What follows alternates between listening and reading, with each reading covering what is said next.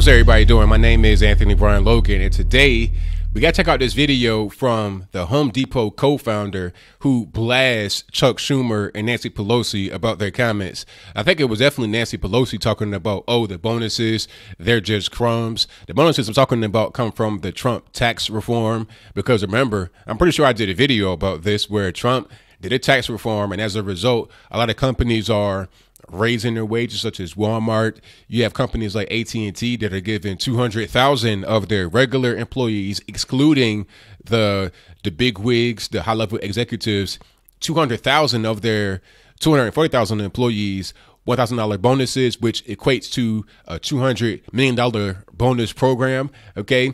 And many other companies. And I'll place a list of these people in the stream, basically, on the screen before you. It's a lot of companies that are out there doing things for their employees as a result of the tax cuts. People have said that they're just crumbs. It's not really anything. And it really just kind of points to their elitism. But one co-founder of a major company, Home Depot, expressed my same point of view. So you got to watch this video to see exactly what he says. He breaks it down in a very precise way, and also in a way that makes sense coming from him, that will actually know better than these people who are just politicians and only get paid for the money that they take from us, the everyday hardworking American. So without further ado, let's go ahead and roll it.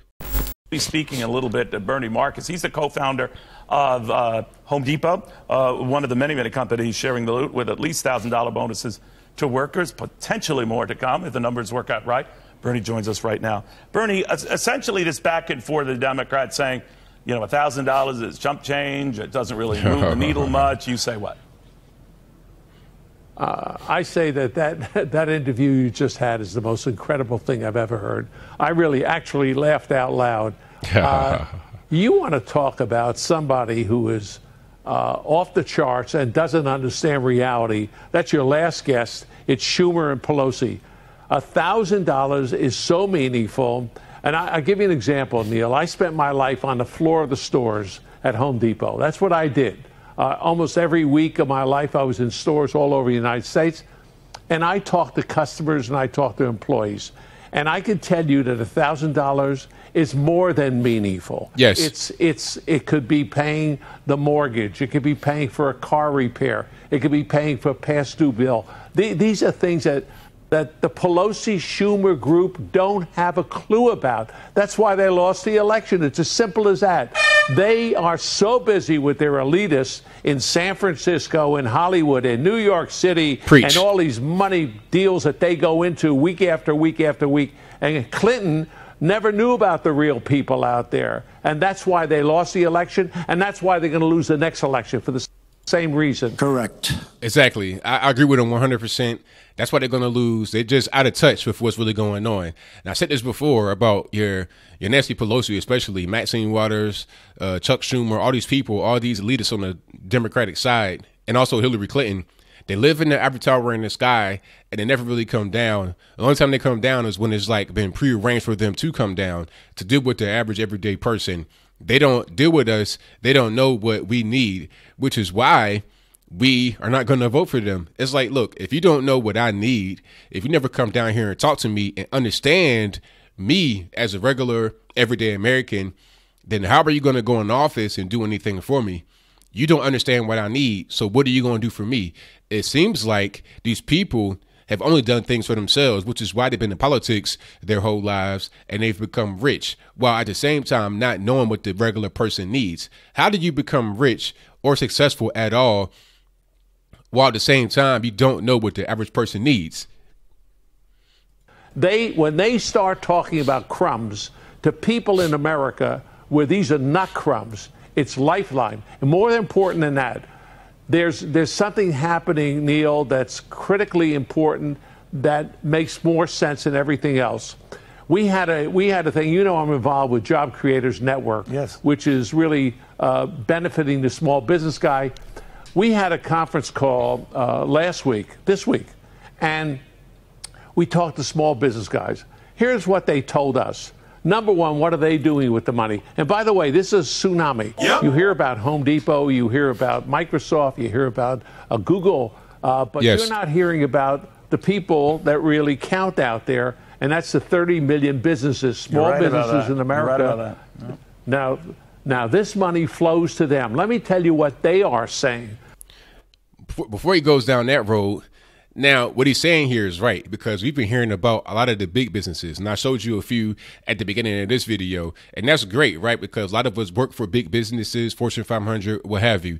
Now, that's great that they're doing right by their employees, or they're doing what they can do, because now they have the actual money to be able to do it, right? It's not about right or wrong. That's a matter of personal feeling. It's about, this is what makes sense for us to do because we were able to do it. If we could pay more, we'll pay more. If we can give bonuses, we'll give bonuses. That's what we're going to do because we have the cash to be able to do it now.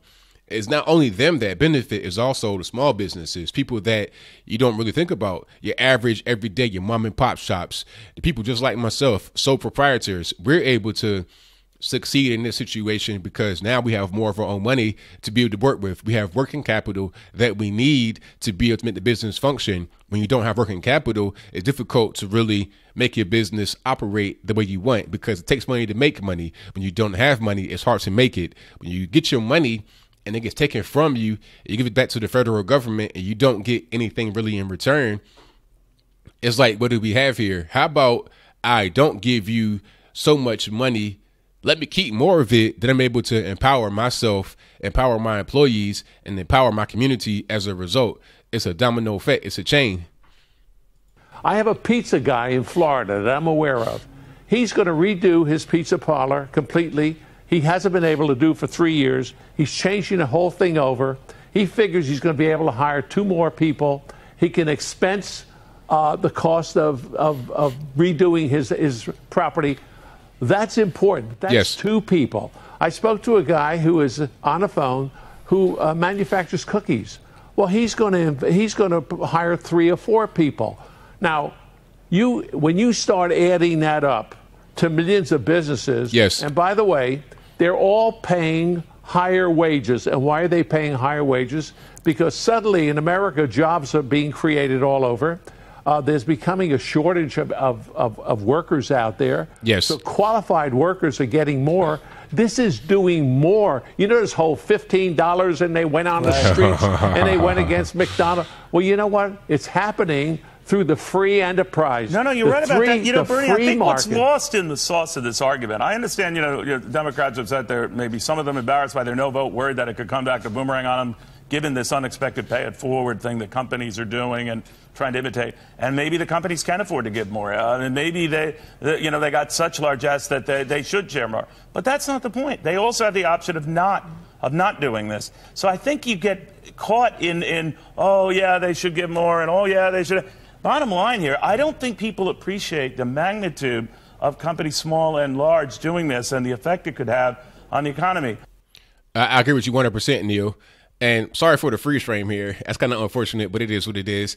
But back to what my man right here was saying about, you know, how it spreads. That's exactly what I was saying. You got one company over here, they're able to hire 2 or 3 people. Over here, you got 4 or 5 people. Over here, you got 1 person. Over here, you got 2 people. And you just add it up. That's how it is. You have small quantities a lot of different times. It adds up and it helps the economy in the country and the world overall. That's how it is supposed to be. That's the way it is. And then the whole thing about fight for 15, they're out there in the street. He's laughing. I was laughing too when I saw that. It's like, you know, that's not how you get it done. People that are out there fighting for 15 don't understand how to make $15 an hour. That's why they're out there with the picket sign. They think that's the way to go about it, to force the government to make the businesses do that. No, tell the government to make the business environment more friendly to your employer. Maybe you get more money. Because look at it like this. If your employer is getting bogged down with taxes, bogged down with regulations, bogged down with things that make the cost of doing business higher, tell the government to reduce all of that or cut it whenever possible, whenever it's feasible to do so, cut the regulation or the cost completely. Therefore, you'll be able to have more money as an employee because the employer is still competing with other businesses, right? So let's say, for example, you have Target and Walmart, and they're in the same shopping center or close to each other, basically. Target, they get a tax cut, so does Walmart. Everybody gets a tax cut. Now, if Target decides to give their employees a raise by $2 an hour, and they're lowering prices in the store, and they're investing in more locations, they're investing in updating the inside of the stores, the way they look, the whole 9 yards, that's going to pose a threat to Walmart if Walmart does not do the same thing. So everybody's got to fall in line if you want to compete. See, it ain't just about getting a tax cut and sitting on it. No, you got to compete still with other businesses. You know, you're not just out there by yourself. It's not a monopoly with most businesses.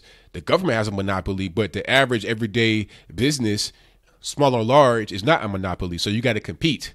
I have no idea it's going to affect Republicans and whether they can still hang on to the House and or Senate.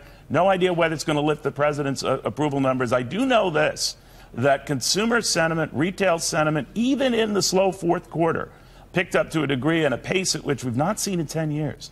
So there's something going on here. And I suspect the tax cuts and at the time coming and hoping that they would come to fruition are a big reason. Yes. Well, Neil, you have to understand something.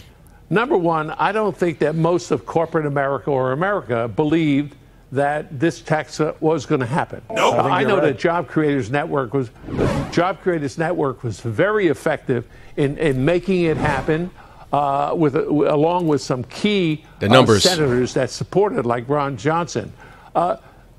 So suddenly, you don't think that overnight you go from 36% in taxes to 21, and you just take it and throw it out. That's not really the way business works. People are sitting down now and figuring out their future. They're saying, look, we now have this amount of money that we didn't have before. Where could we intelligently... Remember, this is not the U.S. government. When they make an investment, they do it because there's got to be a return on invested capital. The U.S. government spends it because they have it. So they're going to do smart things. They're going to make smart moves, and that'll take a period of time, just like the small businesses. It's not going to tear overnight.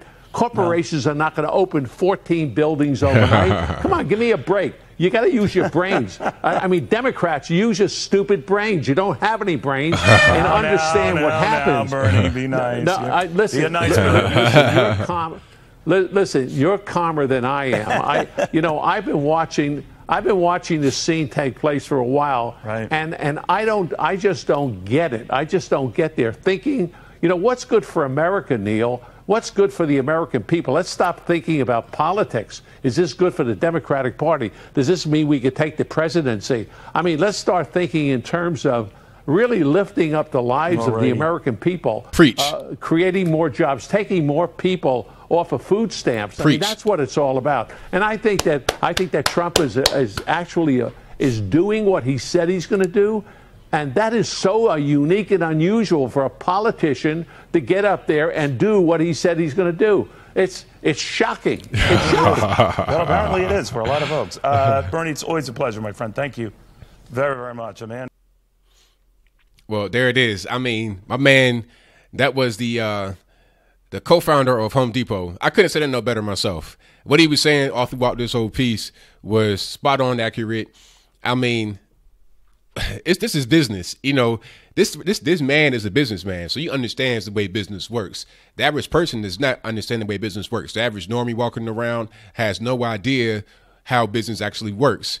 But I do, being self-employed for the past 10 years, dealing with small businesses. I've dealt with businesses in a very intimate way. And I'm talking about, I've seen their books. I know what their employees get paid.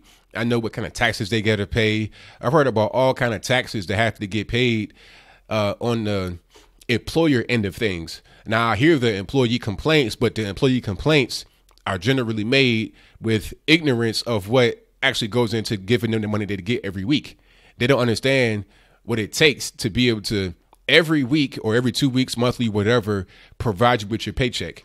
They don't understand long-term decisions have to be made on your behalf when it comes to being able to hire you, being able to pay you. You're talking about Obamacare, payroll taxes, Medicare, Medicaid, all kind of taxes you got to pay is really ridiculous. The taxes are high. It's a lot of them. It compounds and it makes paying somebody an oppressive task to have to go through.